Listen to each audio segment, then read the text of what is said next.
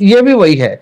अगर वो सिचुएशन हमें कोई इंपॉर्टेंट डिसीजन लेने के लिए बाध्य करती है, लेकिन अर्जेंट नहीं है, ठीक है ये भी ध्यान रखना, जी। लेकिन इंपॉर्टेंट है, बहुत बढ़िया। राइट, तो उस स्थिति में कोलैबोरेट करिए। अब अगर उन ये टेक्निक्स को फर्दर एलैबोरेट किया जाए, जी। तो ऐसे नहीं है कि हमने कह दिया कि अवॉइड कर दो तो अवॉइड हो गया, ऐसे नहीं होता है। अच्छा कहने को बड़ा आसान लगता है कि अवॉइड कर दो अवॉइड हो गया, हो गया कोलैबोरेट कर दो कोलैबोरेट हो गया, इतना आसान तो नहीं है। इतना आसान नहीं होता जी है। जी जी ठीक। आपको सुनने की अपनी क्षमता को बढ़ाना पड़ेगा। ये नहीं कि आप सीनियर हो तो आप बोलते ही रहो, हाँ दूसरे की सुनने की भी क्षमता, लिसनिंग स्किल्स बहुत बढ़िया बढ़ानी सर। पड़ेगी। आप क्षमा की शक्ति का प्रैक्टिस करनी है कि आप क्षमा कर सको दूसरे को। अच्छा बहुत बढ़िया। हाँ, इसके लिए प्रैक्टिस करने की जरूरत रहती है। मतलब उसका है बिल्कुल हर व्यक्ति क्षमा नहीं कर सकता। नहीं कर सकते। क्षमा वीरस्य भूषणम, क्षमा तो वीर का भूषण है, तो हर कोई वीर नहीं बन सकता, तो क्षमा की प्रैक्टिस करनी पड़ेगी। ठीक है, हमें ऑप्शंस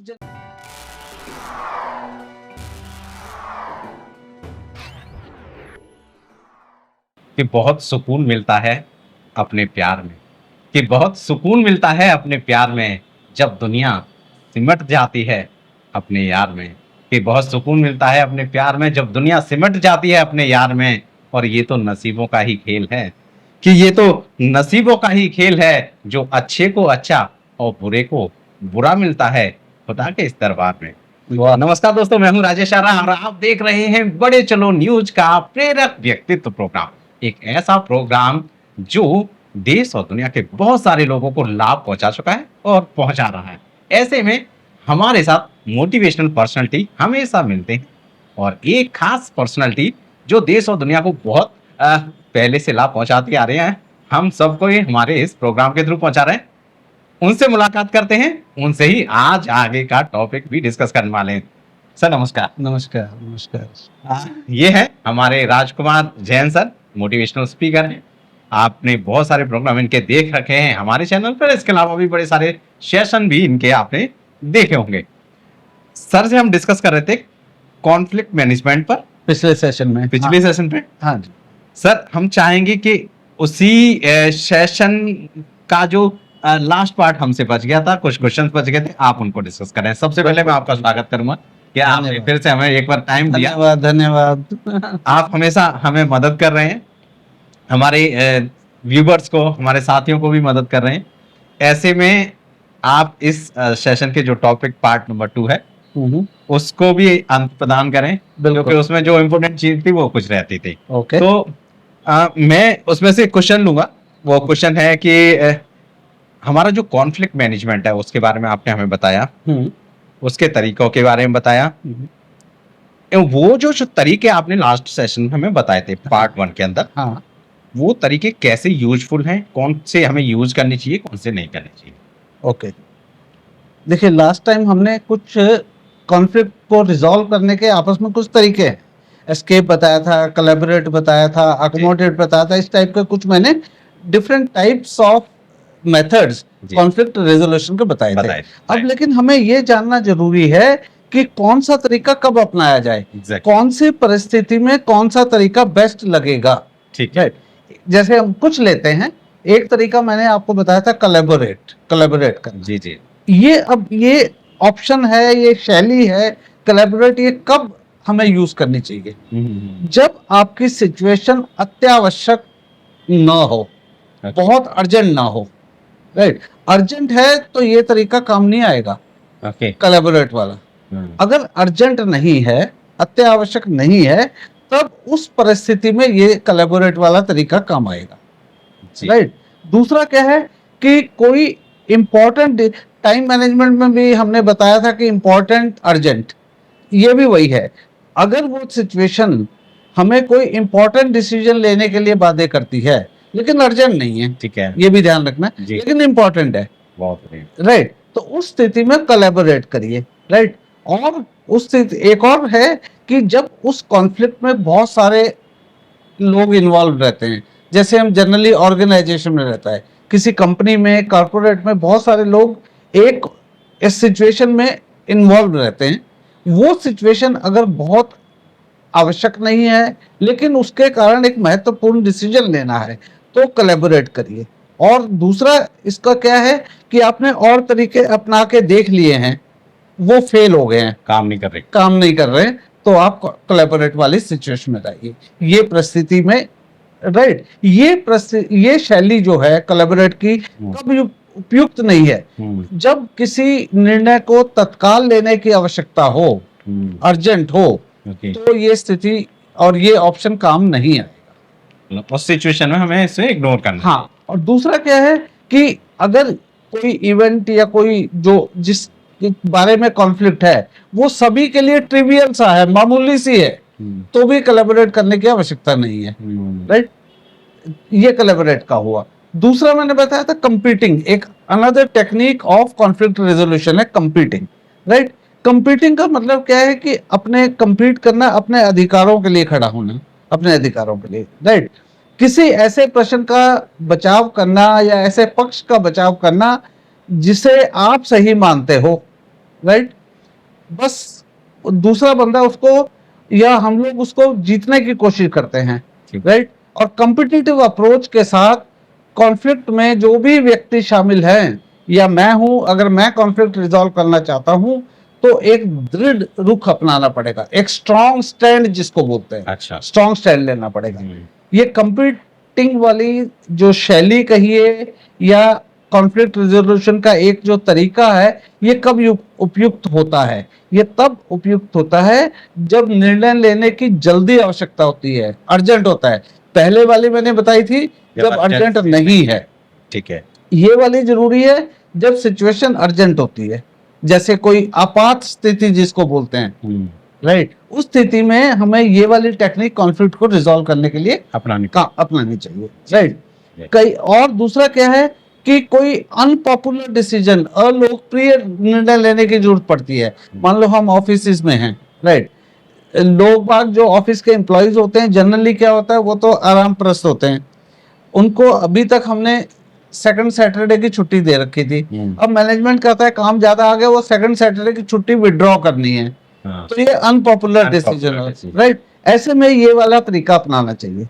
राइट, दूसरा इसका एक और है सिचुएशन कि कोई व्यक्ति इस सिचुएशन का फायदा उठाने की कोशिश कर रहा हो, आपको लगे कि इस सिचुएशन से कोई व्यक्ति फायदा उठा रहा है, तो भी आप इस को करिए।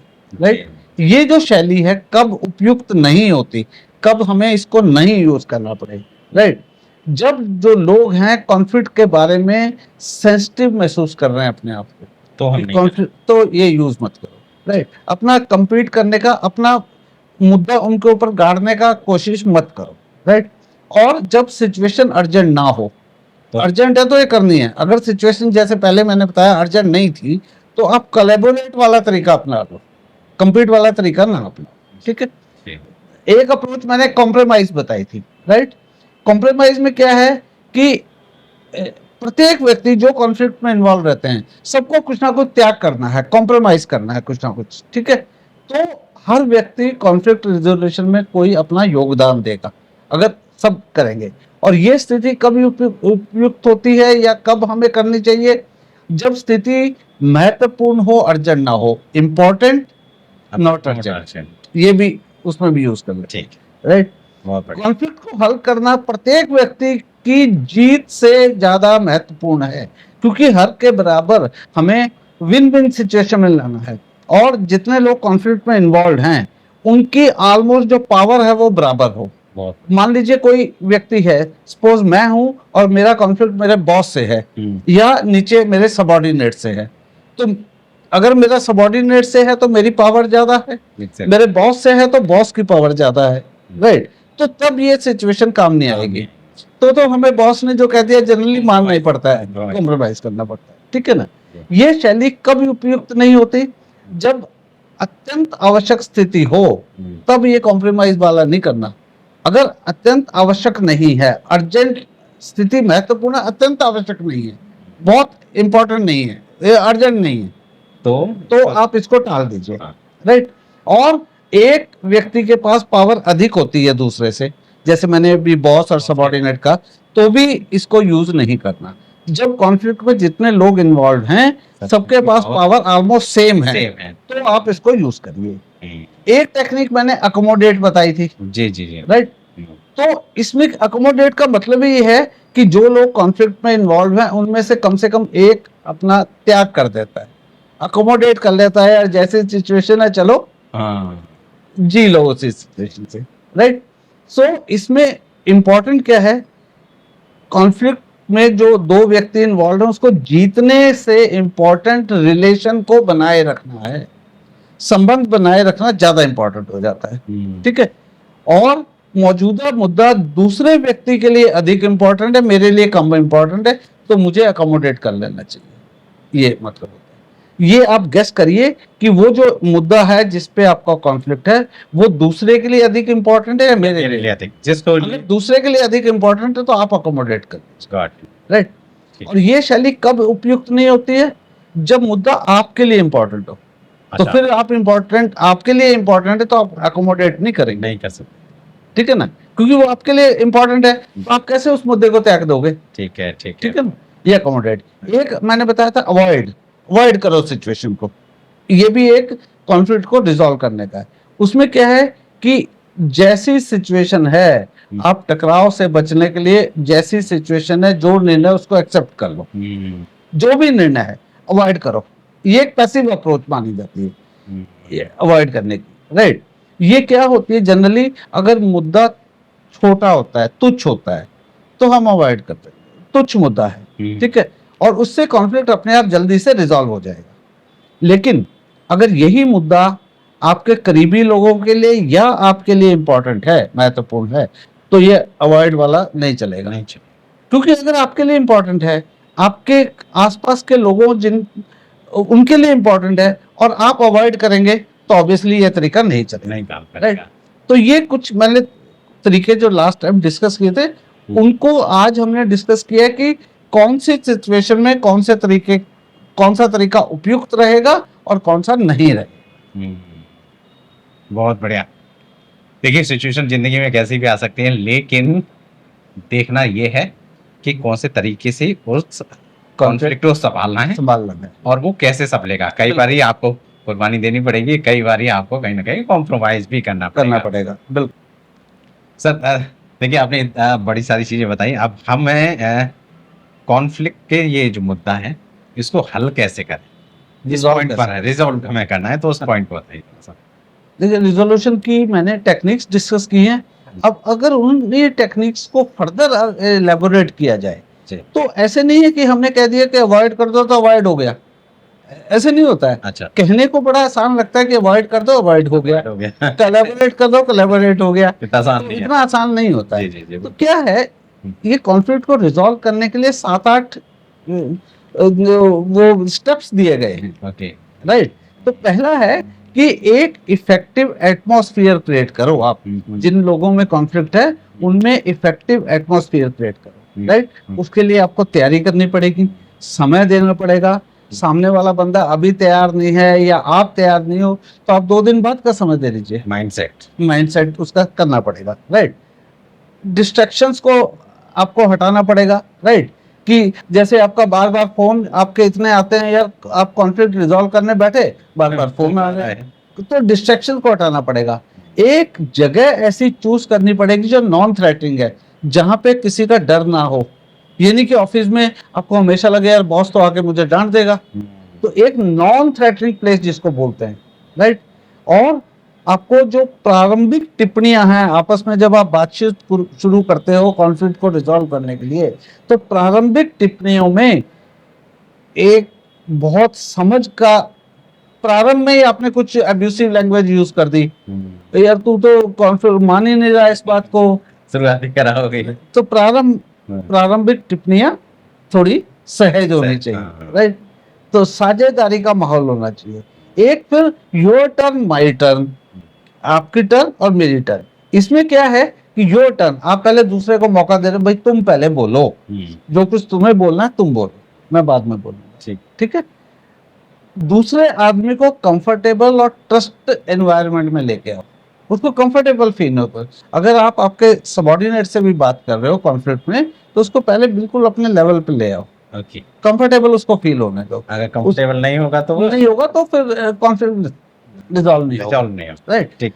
आपको सुनने की अपनी क्षमता को बढ़ाना पड़ेगा। ये नहीं कि आप सीनियर हो तो आप बोलते ही रहो, हाँ, दूसरे की सुनने की भी क्षमता, लिसनिंग स्किल्स बहुत बढ़िया, बढ़ानी पड़ेगी आपको, ठीक है। बहुत अच्छा पॉइंट। जो कुछ आप बता रहे हो उसको पैराफ्रेज करो, मतलब छोटे छोटे उसमें सेंटेंसेस में या छोटे में, ताकि सामने वाले को भी समझ आ जाए।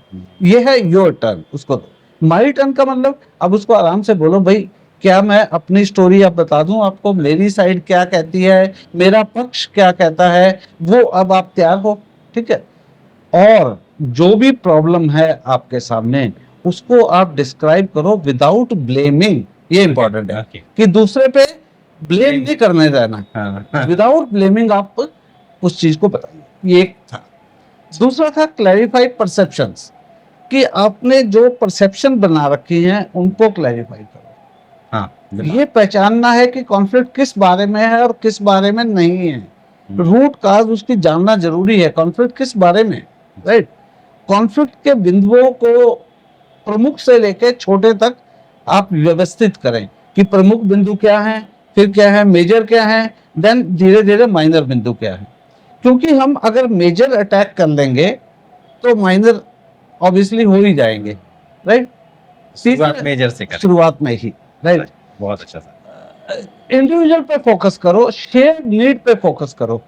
आप एक दूसरे की नीड्स और डिजायर को समझो, भ्रमित ना हो उसमें, समझो एक दूसरे की। आप और मेरे में कॉन्फ्लिक्ट है तो मुझे पता होना चाहिए कि आपकी नीड्स क्या है, मेरी नीड्स क्या है, ठीक है। और दूसरे के पक्ष को हमेशा स्थान दो। ठीक, मतलब सिर्फ आप अगर दूसरे को आपने छोड़ दिया, सिर्फ आप अपना ही अपना सोच रहे हैं तो रिजॉल्व नहीं होगा। चौथी चीज है कि आप पास्ट को मत देखो, अच्छा, कि पुराना क्या हो गया, फ्यूचर को देखो, ठीक है।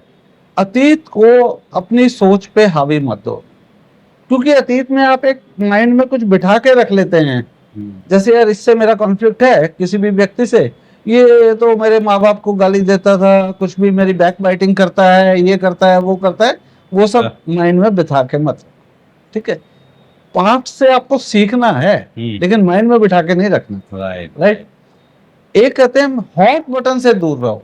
हॉट बटन क्या है, राइट, कि आप और मेरे में कॉन्फ्लिक्ट है तो मैं राजनीति, गलत फहमी, धर्म, असफलता, आपको कोई असफलता हुई, आपका कोई एक्स था, पुराना जीवन साथी था, उससे आपका डाइवोर्स हो गया, कुछ हो गया, ये हॉट टॉपिक्स है, इनको मत छेड़ो, ये नहीं लाने बीच, ये नहीं लाने। आपका कॉन्फ्लिक्ट किसी चीज, देखिए इन चीजों पे तो कॉन्फ्लिक्ट होगा नहीं, राइट। ऑफिस के काम में आपकी एक्स पे तो कभी कॉन्फ्लिक्ट होगा नहीं, राइट। आपके रिलीजन पे, आपकी फेलियर पे तो कॉन्फ्लिक्ट होगा नहीं, तो आप अपने डिस्कशन में इन चीजों को लाओ ही नहीं। ये बहुत जरूरी है, बहुत बढ़िया, कि ये हॉट टॉपिक्स, हॉट बटन को दबाने से बचिए, राइट। क्षमा की शक्ति का प्रैक्टिस करनी है, कि आप क्षमा कर सको दूसरे को। अच्छा, बहुत बढ़िया। हाँ, इसके लिए प्रैक्टिस करने की जरूरत रहती है, मतलब उसका बिल्कुल हर व्यक्ति क्षमा नहीं कर सकता, नहीं कर सकता। क्षमा वीरस्य भूषणम, क्षमा तो वीर का भूषण है, तो हर कोई वीर नहीं बन सकता, तो क्षमा की प्रैक्टिस करनी पड़ेगी, ठीक है। हमें ऑप्शंस जनरेट करने हैं, जैसे ओके, जैसे मतलब क्या क्या विकल्प हो सकते हैं, आप पहले से तैयार रखिए। कॉन्फ्लिक्ट आ गया, राइट, उसके विकल्पों को पहले से तैयार रखिए, भाई ये करेंगे, ये में एग्री नहीं हुए तो ये करेंगे, इसमें भी एग्री नहीं हुए तो तीसरा, लाइक दिस। तो पहले से विकल्प तैयार करके रखिए। शेयर नीड, आपकी और मेरी नीड्स क्या हैं, उनके विकल्पों पे ध्यान देना है, ठीक है, राइट। सिर्फ अपनी नीड्स का ही नहीं देखना, आप देखिए कि दूसरे की नीड भी क्या है, क्या हम कुछ ऐसा ला सकते हैं जिससे दोनों की नीड्स को मीट हो जाए, और इसको बोलते हैं हम दोनों कॉन्फ्लिक्ट से उभर के विन विन सिचुएशन में आ जाए, विन विन सिचुएशन, राइट। तो और दूसरे पक्ष के जो विकल्प हैं, वो सामने वाले ने भी आपको ऑप्शंस दिए हैं, राइट, उनके लिए भी कॉमन ग्राउंड चूज करो, उनको भी देखो कि उसके विकल्प भी क्या हमें गौर करने लायक हैं क्या।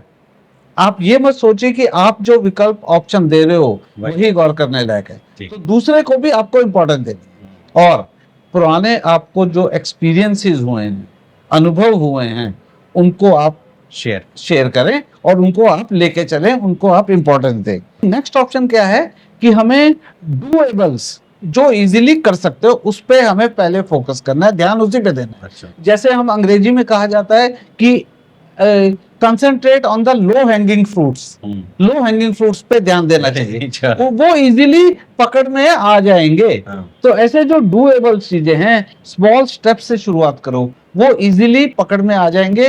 वो पकड़ में आ गए तो बड़े स्टेप भी आप ले पाओगे, राइट। सो डूएबल्स जो हैं ये आपका एक कदम है, लेकिन ये कॉन्फ्लिक्ट का एंड नहीं है। अच्छा। बट स्टार्ट डूएबल से, यहाँ से कर सकते यहाँ से करना है, Correct. स्टार्ट यहाँ से करना है आपको, राइट। अगला है कि आपको म्यूचुअल बेनिफिट एग्रीमेंट, दोनों का को क्या बेनिफिट हो सकता है, राइट। कोई भी मुद्दा है उस पर साझेदारी एस्टेब्लिश करो, साझेदारी, ठीक है। एक न्यू बिगनिंग करो, नई शुरुआत करो, राइट। समाधान पर ध्यान देना है, दोष पर नहीं। अच्छा। अल्टीमेट एम क्या है, हम देखिए कॉन्फ्लिक्ट, आप जनरल देखोगे मेरे हिसाब से 70% केसेस में हम एक दूसरे पे दोषारोपण करते Exactly. हैं और समस्या का हल नहीं होता। और बढ़ तो जाता हमें क्या करना है, समाधान पे ध्यान देना है, एक दूसरे पे दोषारोपण नहीं करना, ठीक। वो इंपॉर्टेंट है। बहुत बढ़िया। दोषारोपण करने लगे तो फिर काम नहीं बनेगा आपका, जी जी। राइट। और लास्ट इसमें है कि फ्लेक्सिबिलिटी, समझौतावादी बने, फ्लेक्सिबिलिटी रहे। ये मोस्ट इंपॉर्टेंट की टू रिजोल्यूशन है, अच्छा। Conflict resolution. माफी मांगिए अगर आपको लगता है कि आपको रियलाइज होना चाहिए कि आपकी गलती है। कई लोग तो अपनी गलती को रियलाइज ही नहीं करते, तो माफी मांगने का तो सवाल ही पैदा नहीं होता उनसे। कॉन्फ्लिक्ट तो खत्म पहले कैसे होगा? और इससे ऊपर क्या है कि अगर आपको रियलाइज हो भी गया कि मेरी गलती है तो भी लोग माफी मांगने को तैयार नहीं होते। कितने आजकल आपने इवन पॉलिटिक्स में भी देखा होगा, नहीं होते, अपनी गलती नहीं मानते। अपनी गलती नहीं मानते, ठीक है। और अपनी गलती को स्वीकार करिए, राइट। दूसरे के लिए पॉजिटिव थिंकिंग रखिए, पॉजिटिव थिंकिंग रख के और उनको पॉजिटिवली व्यक्त भी करिए, अच्छा। राइट।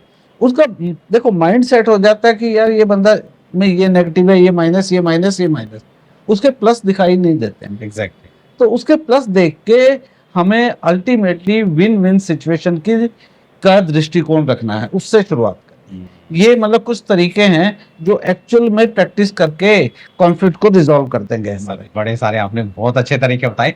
देखिए कमाल की बात यह है कि हम इन पर विचार नहीं करते और कोई भी कॉन्फ्लिक्ट को खत्म करने की कोशिश करते हैं और वो खत्म होने की जगह कई बार भी बढ़ जाती है बिल्कुल। या फिर जिन सिचुएशन में वो खत्म होना चाहिए वो ऐसा नहीं होता। नहीं आपने वो कमाल की बात बताई। आपने अभी मुझे कहा कि रचनात्मक, क्रिएटिव और प्रभावी माहौल क्रिएट करना पड़ेगा। हाँ। तो जो जहाँ पे डिस्टरबेंस ना हो और वो सारी चीजें। सर वो कैसे करें, वो हमें थोड़ा सा बताएं कि ये कैसे किया जा सकता है, करें। देखिए इसमें पहले तो क्या है कि अपने इमोशंस, अपनी भावनाओं को बेअसर कर दो। अच्छा। एक भावना लेके मत चलो, तो सबसे पहले भावना को बेअसर कर दो। भावनाएं कैसे, जैसे क्रोध। अच्छा। क्रोध पे भी हम बात भी करेंगे अगले सेशन में भी। हताशा, निराशा, ये कुछ भावनाएं हैं। शुरू में इनके साथ आप कॉन्फ्लिक्ट रिजोल्यूशन की डिस्कशन में मत बैठो, पहले इनका त्याग कर दो, राइट। शुरू करने से पहले दोनों पक्षों को, कॉन्फ्लिक्ट दो पक्षों के बीच में होता है, सो दोनों पक्षों को इस बात पे सहमत होना है कि वे सॉल्यूशन चाहते हैं, तभी डिस्कस करिए। दोनों को एग्री होना कि yes both want the solution. मतलब जो बिगनिंग पॉइंट होगा दैट विल बी कि दोनों चाहते हैं। हाँ। तो एक तो सिर्फ डिस्कशन करने के लिए आ गया, वो चाहता नहीं है कि ये रिजॉल्व हो, तो नहीं होगा, राइट। कितने ये पीओके का मुद्दा है, कई चाहते हैं ना ही रिजॉल्व, वो चलते रहेगा। तो इस टाइप की चीजें हैं। तो पहले दोनों पक्ष ये स्वीकार करें कि हम कॉन्फ्लिक्ट को रिजॉल्व करने के लिए तैयार हैं, ठीक है। और फिर हम देखें कि अपनी भावनाओं को कैसे हल कर सकते हैं। भावनाओं को मैंने बोला कि उसको बेअसर करना है, राइट। वो कैसे बेअसर करना है, राइट। अब नेक्स्ट आता है इसमें क्रिएटिव और इफेक्टिव एटमॉस्फेयर क्रिएट करने में आधारभूत नियम प्राप्त करें, राइट। मतलब हम एक सकारात्मक और निष्पक्ष तरीके से कहीं लिख के रख लें कि the rule of games are this, कि कॉन्फ्लिक्ट रिजॉल्व करने गए हैं, उसके ये रूल्स हैं, दोनों के लिए एप्लीकेबल हैं। ये नहीं कि मेरे लिए एप्लीकेबल है, आपके लिए नहीं है, ये आपके लिए है, मेरे लिए नहीं है। तो रूल ऑफ द गेम आधारभूत जो नियम हैं वो आपको ब्लैक एंड व्हाइट में लिख के रख लेना चाहिए, ताकि दोनों के ऊपर वो बाध्य हों सही है। कानून की तरह। ये जरूरी है। सही। समय और स्थान निर्धारित करना है भी किस समय हम डिस्कशन करेंगे, कौन से स्थान पे, एक न्यूट्रल स्थान हो, राइट। अब ऑफिस को मैं न्यूट्रल स्थान कहूंगा ही नहीं, कॉन्फ्लिक्ट उसमें- अगर वही है तो कॉन्फ्लिक्ट वही है तो वो न्यूट्रल स्थान नहीं है ना, उसमें आपके हमेशा बॉस का वो रहेगा ही, हाँ। कुछ इनपुट या कुछ उनकी इंटरवेंशन कुछ रहेगी। कोई तो एक न्यूट्रल स्थान रहे, मिनिमम डिस्ट्रैक्शन हो, मैं तो कहूंगा मिनिमम नहीं, जीरो डिस्ट्रैक्शन हो, अच्छा। मोबाइल ऑफ हो, ये सब चीजें ना, हाँ। मिनिमम डिस्ट्रैक्शन हो। तो ये जो चीजें हैं ये इफेक्टिव एटमॉस्फेयर को बनाने में सहायक हैं, और अगर इफेक्टिव एटमॉस्फेयर बन जाता है तो कॉन्फ्लिक्ट रिजॉल्व भी इजीली हो जाएगा। ये है सब। बहुत बढ़िया, बहुत बढ़िया। मैं इतने सारे सॉल्यूशंस के थ्रू गुजर रहा हूँ, लग रहा है कि आप मुझे रूट कॉज तक लेके जा रहे हैं। कॉन्फ्लिक्ट की रूट कॉज, हाँ, हमारा जो कॉन्फ्लिक्ट है, हमारा मोटिव है कि इसके जो रूट कॉज है उन्हें हम जान लें।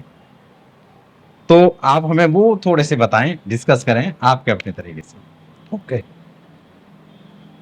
रूट कॉज देखिए, कॉन्फ्लिक्ट का क्या है कि हम जो भी बंदा, जो भी व्यक्ति कॉन्फ्लिक्ट के अंदर हैं, उनको पहले अपने मूल कारणों की जांच करनी पड़ेगी कि कॉन्फ्लिक्ट जन्मा किस लिए, ये अराइज ही क्यों हुआ, उसका रूट कॉज वही मतलब जानने की कोशिश करो आप। अगर वो पता लग जाए तो वो पता लग जाए, जैसे हम कहते हैं बीमारी का अगर डायग्नोस हो जाता है तो उसका इलाज निकल जाएगा। आप हमेशा देखिए डॉक्टर के पास अधिक समय उसको डायग्नोस करने में लग जाता है, यार बीमारी है क्या, इलाज तो गोलियां दे देगा वो, ऑपरेशन करना है जो भी कर देगा, तो उसके मूल कारणों की जांच करना है। सही, सही। क्षमा के अवसरों की पहचान करनी है हम्म। कि आप कौन से तरीके हैं या कौन सी सिचुएशन है जब सामने वाले बंदे को क्षमा कर दें, क्योंकि आजकल आदत ही नहीं है, कलयुग में हम जी रहे हैं, क्षमा करने की आदत ही नहीं है। Great. तो क्षमा के अवसर प्राप्त करो, क्षमा की पहचान करो अवसरों की, राइट, और समाधान के लाभों की पहचान करो कि अगर इसका समाधान निकल गया तो क्या लाभ होगा, वो बहुत जरूरी है। Great. लाभ के करनी है हमें, जी जी जी। ये रूट काज को जानने की जरूरत है।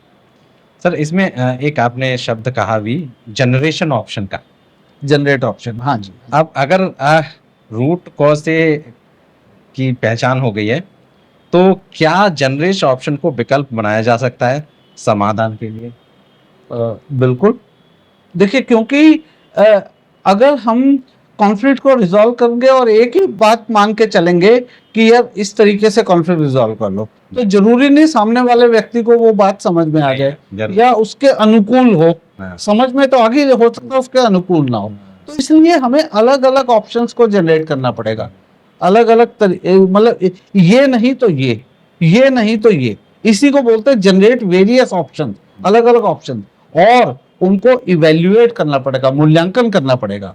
भाई हम ट्रिवियल ऑप्शंस को नहीं दे सकते, वो ऑप्शन भी वर्केबल ऑप्शन होना चाहिए, भी काम आए, ये वो ऑप्शन होना चाहिए। ठीक है, इसमें आपसी लाभ, पारस्परिक लाभ और मल्टीपल विकल्प, मल्टीपल ऑप्शंस, उनको आप समाधान बनाइए।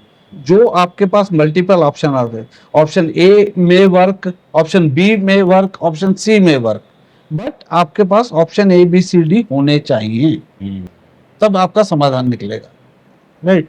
अब जैसे हम और कॉन्फ्लिक्ट करनी वैसे एग्जांपल दें, ऑप्शन ए ऑप्शन बी क्या है, राइट। आज सपोज कर लो मेरे एक ऑफिस में किसी बहुत इंपॉर्टेंट व्यक्ति को आना है, राइट, हमने उसको प्रेजेंटेशन देनी है, और इस सिचुएशन में ऐसी सिचुएशन है कि हमारी पावर जल्दी जल्दी चली जाती है, बिजली चली जाती है, राइट। तो और हमें ये इंश्योर करना है कि यार जब वो व्यक्ति आए उसके सामने जो 1 घंटे की प्रेजेंटेशन देनी है बिना किसी रुकावट के चले, तो हमें इसके option A, option B, option C, मतलब plan A, plan B, plan C करके रखने पड़ेंगे, राइट। अगर पावर चली गई तो इमीडिएटली इन्वर्टर या ये चालू हो जाए, अगर ये हो गया तो इमीडिएटली कहीं और से कनेक्शन की पॉसिबिलिटी, व्हाटएवर। तो plan A, plan B, plan C, option A, option B, option C, right. और इन ऑप्शंस की डेप्थ में जाना पड़ेगा, गहराई में उतरना पड़ेगा भी। ऑप्शन सिर्फ आपने नाम के लिए ऑप्शन बोल दिए वो नहीं है, आपको उनकी गहराई में सोचिए यार ये ऑप्शन वर्केबल है, राइट। फिर आप सॉल्यूशन को बिल्ड करेंगे। जब आपने ऑप्शन कर लिए तो सॉल्यूशन को बिल्ड करेंगे कैसे? आप एक क्राइटेरिया डिफाइन करेंगे आपस में कि इस कॉन्फ्लिक्ट को रिजॉल्व करने के लिए हमें ये क्राइटेरिया हैं, ये यस है, ये नो है, ये यस है, ये नो है। तो क्राइटेरिया आप ब्लैक एंड व्हाइट में डिफाइन कर देंगे कि हमें इस कॉन्फ्लिक्ट को रिजॉल्व करने के लिए आपको और मुझे दोनों को एक ही करना है। बिल्कुल फिर सॉल्यूशन को निकालेंगे और फिर प्लान को बिल्ड करेंगे, राइट। और फिर आपस में आप ओपन एंडेड क्वेश्चन पूछेंगे, ओपन एंडेड। अच्छा, भाई क्या हुआ था, आपको ऐसा क्यों लग रहा है, राइट। ये सिचुएशन तो ऐसी थी पर आपको ऐसा क्यों लगा, ये जो सिचुएशन है, ये समस्या कब शुरू हुई, बिल्कुल ओपन एंडेड क्वेश्चन, राइट। आपको अब कैसा महसूस हो रहा है, इसमें आपके साथ और कौन कौन इन्वॉल्व है। तो ये जो ओपन एंडेड क्वेश्चन है ना, ये आप एक दूसरे से पूछना, ये नहीं कि वन वे पूछना है, सामने वाला व्यक्ति भी आपसे पूछेगा, आप भी उनसे पूछेंगे। तो ये ओपन एंडेड क्वेश्चन है, राइट। तो ये होती हैं सब चीजें। सर बड़ी सारी चीजें आपने मतलब कमाल की डिस्कशन चल रहा है, मुझे तो बहुत मजा आ रहा है। ऐसे में मैं सर एक मतलब ये पॉइंट लेके चलूंगा कि ये कॉन्फ्लिक्ट आखिरकार होता कैसे है, हो कैसे जाता है। मैं देख रहा हूँ हर जगह, मेरे ऑफिस में, घर में, परिवार में, सब जगह होता है। इसके कारण क्या हो सकते हैं, मतलब ये होता ही क्यों है, व्हाई कॉन्फ्लिक्ट, व्हाई कॉन्फ्लिक्ट, जी। ठीक है। कॉन्फ्लिक्ट को कैसे रिजॉल्व करना है हमने देख लिया, कॉन्फ्लिक्ट होता क्या है अब, लेकिन ये क्यों होता है, नाउ इंपॉर्टेंट पॉइंट इज क्यों होता है, राइट। देखिए दो पर्सनैलिटी, एक पर्सनैलिटी ए, एक पर्सनैलिटी बी, इन दोनों के बीच में कॉन्फ्लिक्ट है। दो ही पर्सनैलिटी है। ए पर्सनैलिटी किस टाइप की है, वो अत्यधिक प्रतिस्पर्धी है, अत्यधिक मजबूत व्यक्तित्व है उसका, राइट। ऐसा हो सकता है। वो खाली बैठने पे, निष्क्रिय होने पे बेचैन हो जाता है, जैसे मैं हूं, खाली बैठने पे मैं बेचैन हो जाता हूं, राइट। समय के हिसाब से पदोन्नति चाहता हूं मैं, फिर टाइमली मैं काम कर रहा हूं, राइट। समय सीमा पर काम करता हूं, बिल्कुल टाइम मैनेजमेंट के प्रिंसिपल्स को फॉलो करता हूं, राइट। ये एक पर्सनैलिटी है। दूसरी टाइप की पर्सनैलिटी है, वो व्यवस्थित ढंग से काम तो करता है, राइट, कभी कभार ही प्रतिस्पर्धी होता है, कंपटीशन का उसको ज्यादा वो नहीं है, राइट। खाली समय का वो आनंद लेता है। एक पर्सनैलिटी ये है कि खाली समय उसको बिल्कुल निष्क्रिय हो तो वो कचोटने लगता है, ये खाली समय का आनंद लेता है, राइट। इसको गुस्सा जल्दी नहीं आता, राइट। जिसको खाली होगा, उसको कुछ काम नहीं होगा तो उसको गुस्सा भी हो सकता है, राइट। उसकी कोई रिकॉग्निशन नहीं होती, अच्छा काम करता है लेकिन रिकॉग्निशन नहीं होती, राइट। इजी गोइंग है, जिसको कहते हैं ना इजी गोइंग, राइट। ये दो टाइप की पर्सनैलिटी है। इन दोनों टाइप की पर्सनैलिटी में टकराव जो होता है वही कॉन्फ्लिक्ट। क्यों? इन दोनों पर्सनैलिटी अलग अलग हैं और इकट्ठे काम करना पड़ गया तो कॉन्फ्लिक्ट होता है। क्यों का ये रीजन। सर बहुत अच्छा बताया। देखिए हमें पता भी लग गया कि कॉन्फ्लिक्ट होने के कारण जो है वो क्या हो सकते हैं और इनसे कैसे रिजॉल्व कैसे किया जा सकता है। इन सारी चीजों के बारे में हमने अभी बड़े अच्छे से जाना। अब मैं सर अंत में सारांश के रूप में जानना चाहूंगा कि कॉन्फ्लिक्ट के जो परिणाम है वो क्या हो सकते हैं, इसको सारांश के रूप में आपने। बिल्कुल, इसको सारांश के रूप में लेंगे। देखिए कॉन्फ्लिक्ट या टकराव, उसके हम जनरली अधिकतर लोग ये मानते हैं कि उसके नेगेटिव प्रभाव होते हैं, लेकिन कॉन्फ्लिक्ट अराइज होने से पॉजिटिव प्रभाव भी होते हैं। तो मैं नेगेटिव इफेक्ट्स भी बताऊंगा, पॉजिटिव भी प्लीज। तो पहले हम पॉजिटिव बताते हैं, राइट। जब कॉन्फ्लिक्ट होता है तो ये नए विचारों की ओर ले जाता है आपको, नए विचार जनरेट होते हैं। जैसे अभी हमने कहा कि ऑप्शन जनरेट करो, तो वो ऑप्शन भी तो एक तरह से नए विचार, आपस में डिस्कशंस, क्रिएटिविटी को उत्तेजित करते हैं। कॉन्फ्लिक्ट हुआ तो आपको अपने आप को सोचने की क्रिएटिविटी बढ़ जाएगी, राइट। चेंज की तरफ आपको प्रेरित करते हैं। चेंज मैनेजमेंट एक बहुत बड़ी चीज है। चेंज एक कंटिन्यूअस प्रोसेस है। कॉन्फ्लिक्ट आएगा तो आप चेंज करने की कोशिश करेंगे अपने आप को, बिल्कुल, राइट। ऑर्गेनाइजेशन वाइटलिटी को बढ़ावा देता है। ऑर्गेनाइजेशन की जो वाइटलिटी है, राइट, जीवन शक्ति है ऑर्गेनाइजेशन की, किसी संगठन की, उसको ये बढ़ावा देता है। व्यक्ति और समूहों को पहचान स्थापित करने में, मतलब ये बंदा कैसा है, इस व्यक्ति के बारे में जान लिया, इस ग्रुप के बारे में जान लिया, उनको अच्छी तरह अंडरस्टैंड करने में हेल्प करता है। ये पॉजिटिव है, राइट। आप किसी के बारे में सोच रहे हैं बड़ा अच्छा व्यक्ति है, ये है वो है, बाद में पता लगा कि कुछ कॉन्फ्लिक्ट हुआ, कुछ पता लगा यार ये तो गबन करता है, ये तो कुछ और करता है, एग्जैक्टली, ज्यादातर Right. ऐसा ऐसा। हाँ बहुत अच्छा। हाँ, राइट। तो ये पॉजिटिव, उसके बारे में पता लगता है। ग्रुप के बारे में व्यक्ति समस्याओं को इंगित करने के लिए सुरक्षा वाल्व की तरह काम करता है कि समस्याएं आप डिस्कस कर लो और उसको आप पहचान लो और उसको आप कंट्रोल कर लो, ये पॉजिटिव है। ऐसी तरह नेगेटिव तो पता ही है सबको, कॉन्फ्लिक्ट से नेगेटिव तो हजारों हैं। हाँ। कुछ उसमें से है जैसे काम से एनर्जी को हटा देता है, आपकी एनर्जी डाउन हो जाती है, राइट। मनोवैज्ञानिक स्वास्थ्य को फिजिकल मेंटल हेल्थ को खतरा है, राइट, कॉन्फ्लिक्ट से। आपको मैंने अपना एग्जांपल भी दिया था, कॉन्फ्लिक्ट में हमें एस्केप करना पड़ा कहीं, राइट। ये रिसोर्सेज को बर्बाद कर देता है। आपके ऑफिस में बहुत सारे रिसोर्सेज हैं, उनको बर्बाद करता है। खाली टाइम हम फालतू के डिस्कशन में, जबकि वही समय हम और किसी प्रोडक्टिव काम में लगा सकते हैं, राइट। नेगेटिव माहौल बनाते हैं, एटमॉस्फेयर को ही नेगेटिव बनाता है कॉन्फ्लिक्ट जब हो जाता है। आपके ऑफिस में 10 लोगों के बीच में अलग अलग कॉन्फ्लिक्ट है तो नेगेटिविटी आएगी आएगी, राइट। जो ग्रुप की, समूह की जो यूनिटी है, एकजुटता है, उसको भी खत्म कर देता है कॉन्फ्लिक्ट जब होंगे तो, राइट। शत्रुता और आक्रामक व्यवहार को बढ़ाता है, राइट। जब आप में कॉन्फ्लिक्ट होंगे और नहीं सुलझ पा रहे हैं तो एक दूसरे में एनिमिटी बढ़ जाएगी और इवन वायलेंस भी होने के चांसेस है। तो ये उसके नेगेटिव प्रभाव है। तो पॉजिटिव भी हैं, पर ऑब्वियसली अगर हम देखें तो नेगेटिव ज्यादा होते हैं कॉन्फ्लिक्ट के। बिल्कुल, रिजॉल्व कर लिया तो ऑब्वियसली वो ठीक हो जाएगा। सर आपने बड़ी कमाल की चीजें बताई। और देश और दुनिया में किस तरह के कॉन्फ्लिक्ट हैं वो हम देख पा रहे हैं। हर एक टीवी चैनल खोल के देखिए, आपको कॉन्फ्लिक्ट मिलेंगे। घर में जाके देखिए कॉन्फ्लिक्ट में, किसी ऑर्गेनाइजेशन में काम कर रहे हैं तो वहां भी इस तरह के हर जगह कॉन्फ्लिक्ट है, इनएविटेबल है। तभी हमने बोला था इनएविटेबल। तो देखिए, कॉन्फ्लिक्ट को आपने जाना, इसके फायदे क्या है, नुकसान क्या है, कैसे हो सकता है और इसको रिजॉल्व कैसे किया जाता है। जीवन में ये पढ़ा बार बार आता है और कई सिचुएशन ऐसी होंगी जहां अगर इससे बाहर नहीं निकले तो ये बड़ी समस्या भी बन सकती है। तो ऐसे में सर आपने हमें बहुत अच्छी जानकारी दी और ये जीवन का बहुत महत्वपूर्ण अंग बन चुका है जो इसे हमें कैसे भी ठीक करना है। Thank you so much sir, हमें ये सब बताने के लिए। और आप सबको भी इस चीज को बड़े अच्छे से समझना है क्योंकि जीवन में ये सबके सामने पड़ाव आने ही वाला है और अगर हम इसकी जानकारी पहले से रखते हैं तो ये हमें ज्यादा नुकसान नहीं पहुंचा पाएगा, हो सकता है कई फायदे भी दे।